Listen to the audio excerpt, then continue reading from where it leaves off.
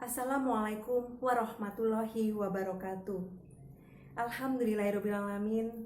Assalatu wassalamu ala asrofil anbiya'i war mursalin wa ala alihi wa sahbihi ajmain amma ba'du. Dumateng para sesepuh saha binisepuh ingkang dahat kinurmatan. Ingkang kula urmati Bapak Budi Santoso saha keluarga ingkang amengku gati. Saha dumateng para tamu undangan ingkang bagya mulya.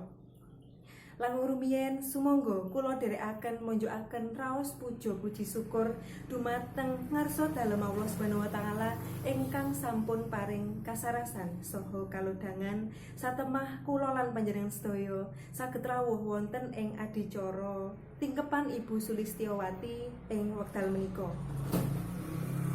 Sholawat saha salam ugi tansah kita kunjukaken dumateng Nabi Agung Muhammad sallallahu alaihi wasallam ingkang syafaatipun kita antu-antu wonten ing donya dumugi yaumul akhir sakmangke. Awit nuhoni keparingipun ingkang amengku gati nun inggih Bapak Budi Santoso sakeluarga, kula minangka sesulih ngaturaken agunging panuwun dumateng panjenengan sedaya ingkang sampun kersa rawuh wonten ing adicara menika.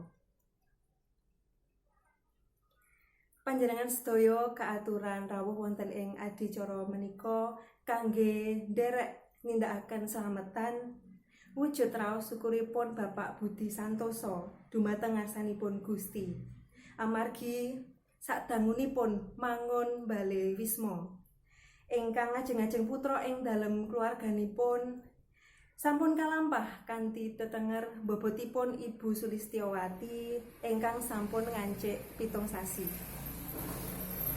Wonten satunggaling hadis ingkang dipun riwayataken dening Imam Bukhari saha Muslim. Sabda Rasulullah sallallahu alaihi wasallam inggih menika, proses dumadining manungsa menika saking setetes air mani ingkang wonten ing rahim ibu sadangu sekawan dasa dinten. Lajeng awujud segumpal darah sadangu sekawan dasa dinten. Lajeng awujud segumpal daging sadangu sekawan dasa dinten. Sasampunipun menika Gusti Allah ngutus malaikat kangge nyebul rohipun saha netepaken rejeki, ajal saha nasibipun bingah utawi cilaka.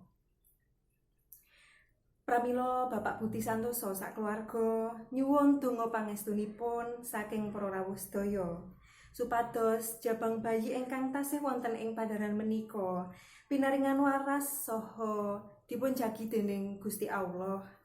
Semanten ugi ibunipun. Lan mugi-mugi anggenipun lair sakmangke dipun paringi lancar, gancar saha slamet kekalihipun. Amin amin ya rabbal alamin.